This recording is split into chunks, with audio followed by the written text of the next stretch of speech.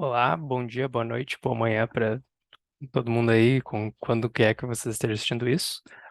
Eu sou o Pedro John, esse daqui é o trabalho de Amostragem 2. Meu grupo sou eu, o Rodinel, o Gabriel Castro e o Rodrigo Cato.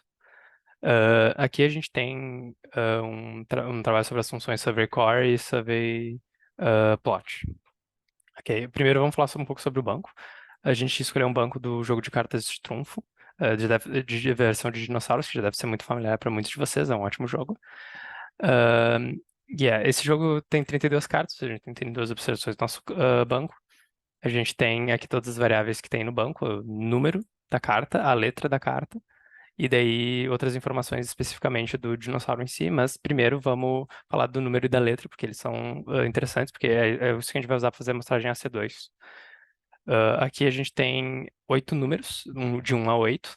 A gente tem 32 cartas e os números são divididos igualmente em todas as cartas, ou seja, a gente vai ter 4 cartas com cada número. A gente tem letras que é ao contrário, são 4 letras, ou seja, a gente vai ter 8 cartas com cada uma das letras. Além disso, a gente tem outras variáveis aqui, que são os dinossauros, o nome dele, o tipo de eating stage, a maneira que ele come, se é herbívoro, carnívoro ou onívoro. O período que ele viveu, que é o Cretáceo ou o Jurássico. A gente tem altura, comprimento, peso, years ago, que é quantos milhões de anos o dinossauro viveu há, e se é super trunfo ou não. O super trunfo ou não é algo específico do jogo, é basicamente a carta que ganha de todas as outras. Dá pra ver que, em geral, aqui é tudo zero, é uma variável dicotômica, e tem aqui uma carta, que é o super trunfo, que tem o valor 1. Ok? Aqui a gente pode ver exatamente o que eu tinha falado antes. A gente tem cada um dos 8 números, todos com frequência 4. A gente tem a mesma coisa aqui para as letras, cada uma delas com frequência 8, porque a gente tem 4 letras. E aqui a gente vai fazer a amostragem AC2 dos nossos clusters, vão ser as letras. Então a gente resolveu dar uma olhada no banco primeiro para ver se isso seria uma boa ideia. Daí a gente dividiu ah, todas as, todos os negócios por letras. Ou seja, aqui a gente tem os box plots para todas as variáveis numéricas dividido pela letra. Aqui é a altura. A gente vê que a divisão é mais ou menos boa com um outlier aqui, em geral, meio que parecido. Isso vai se repetir para várias das outras variáveis. Dá para ver aqui que as distribuições não são muito similares, mas com 8 observações, que os quartis, tu adiciona um ponto aqui, vai mudar completamente os quartis. Tá, funciona, tá? São relativamente similares. Podia ser bem pior, mais esse ponto. Aqui dá para ver, tem aqui um super outlier, outlier, e aqui de resto umas coisas que fazem um pouco mais sentido. A gente também tem aqui as variáveis dicotômicas. A gente tem a variável supertrunfo, que, de novo, 31 observações 100, uma observação que é supertrunfo. Tipo, estratégia de comida, os herbívoros, que são os mais comuns, os carnívoros, que são os segundos mais comuns, e por último a gente tem os onívoros, que são só dois que tem. E por último, a gente tem o período que eles viveram, tem um que é Cretáceo, outro é Jurássico. Para mim, vai chegar a ser muito relevante, principalmente porque a gente vai fazer correlação de Pearson e a gente não vai usar variáveis categóricas. Então, aqui primeiro a gente vai começar a fazer o que a gente fazia a amostragem normalmente. A gente vai sortear 2 clusters, ou seja, das 4 letras a gente vai sortear 2, e dentro de cada uma dessas letras a gente vai sortear 4 observações, sendo que tem 8. Então, aqui é bem o que a gente aprendeu em aula, a gente faz os B-alfas pequenos, o B-alfa grande, o A e o N, para daí a gente poder fazer as correções de população finita. E aqui a gente faz o padrão do survey, a gente seta uma seed, a gente sorteia 2 letras, e daí para cada uma dessas letras a gente sorteia 4 números, como está aqui. E daí que a gente faz um subset que escolhe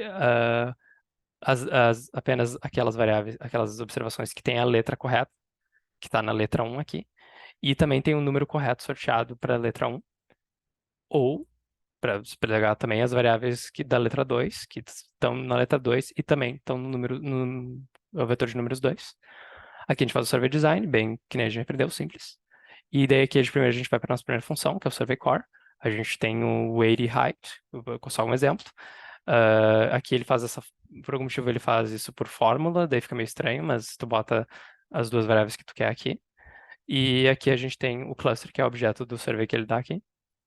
O SIGSTATS, que é um argumento opcional, ele normalmente é falso, mas tu pode botar ele true, e daí ele bota esse asteriscozinho de significância. E daí ele faz bootstrapping por trás para decidir essa significância. E aqui a gente tem outra função que a gente usa, que é o survey plot, que estranho, de novo, ele usa essa função de fórmula, por mais que seja um plot, tem um x e um y estranho. E ele também pega o objeto do decluster. Dá pra ver aqui que ele basicamente só faz um plot normal do R, só com menos observações, porque a gente só dá as observações da amostra para ele. Mas depois a gente vai ver uma utilização um pouco mais interessante disso. Aqui eu fiz uma função para a gente poder fazer esses plots para todas as variáveis numéricas e todas as combinações delas. Então aqui a gente vai ter várias variáveis com aqui a população e a amostra que a gente tirou aqui no plot. Daí dá para ver que, em geral, elas ficaram relativamente representativas da população. Parece que dividir por letra foi uma boa ideia. E aqui a gente também tem a correlação da população e correlação da amostra, que não ficaram tão parecidas, mas em alguns momentos ficaram. Ficou meio estranho essa amostra. É bem interessante também notar que a amostra sempre subestimou a correlação entre elas. A correlação da amostra foi basicamente sempre maior para todas as opções. Não sei se isso é alguma coisa da propriedade de amostragem ou não. Mas aqui dá para ver várias variáveis e várias combinações de variáveis. E aqui uma parte para a gente ver o survey plot melhor, porque a gente só viu a função básica dele, que funciona basicamente como um plot normal do R. Aqui a gente decidiu botar uns pesos diferentes, porque já que nossos clusters tinham o mesmo número, tinham 4 clusters com o mesmo número de observações dentro de cada um, as probabilidades eram iguais de cada um aparecer, então a gente artificialmente, algo que a gente não faria numa análise real, que não faz sentido, pegou a variável years ago e colocou ela como peso. Então, aqui a gente faz um banco diferente para probabilidades iguais, e daí bota o peso aqui, sendo a cada observação que tem o peso dela dentro do peso total da variável. A gente fez isso por motivos didáticos, isso não faz muito sentido. O tempo ser a maneira que a gente faz o peso do dinossauro. Bom, daí aqui a gente faz o subset, que nem a gente tinha feito antes, a gente usou a mesma amostra para não deixar diferente, deixar os gráficos iguais para fazer mais sentido. Aqui a gente fez o server design, e daí a gente fez 2 gráficos aqui mostrando com e sem essas probabilidades desiguais que a gente fez artificialmente. Primeiro a gente tem um plot sem as probabilidades desiguais, que é só um plot normal. E aqui a gente pode ver o plot com probabilidades desiguais, tem tamanhozinhos diferentes, bolinhas, que é bem legal. Baseado, claro, no tamanho da probabilidade. Tem 5 estilos para esse plot, que é o argumento que a gente achou que é mais interessante dele. O bubble, que é esse daqui. O hex, que a gente não conseguiu fazer funcionar porque o pacote que usa ele não está atualizado para essa versão do R. O gray hex, que de alguma maneira funciona por mais que o hex não funcione. O subsample, que a gente também não conseguiu fazer funcionar. E o transparent, que a gente conseguiu fazer funcionar, que a gente vai mostrar. Então aqui a gente vai mostrar cada um deles. A gente primeiro tem o gray hex, esse daqui é na amostragem sem pesos desiguais. Ele tem esse argumento legend igual a 1, funciona para ambos iguais e desiguais.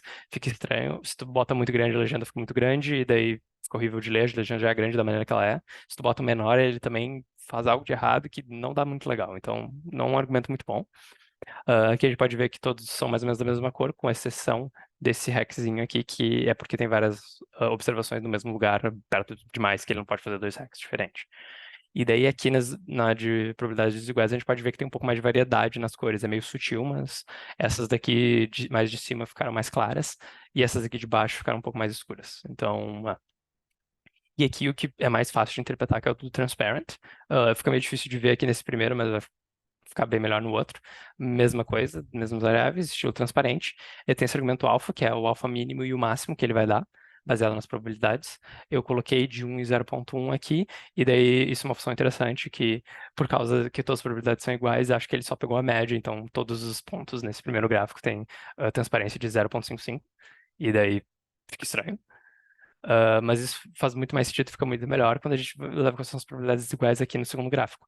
Daí, com a análise de probabilidades desiguais, a gente pode ver que alguns pontinhos aqui são muito mais transparentes do que outros. Esses 3 aqui são muito mais sólidos. Então, isso indica que, nesse caso, o peso do dinossauro é maior, e já que o peso é years ago, essas são as observações dos dinossauros que viveram mais tempo atrás.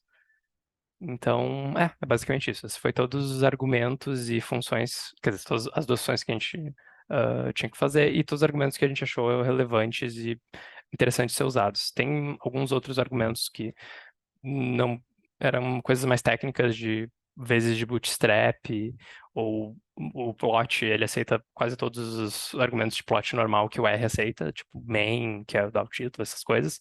Então a gente decidiu não falar muito sobre isso, porque é informação meio que redundante, já que imagino que todo mundo que está assistindo isso já sabe pelo menos a função básica de plot do R. Então, era esse o trabalho e bom resto do seu dia.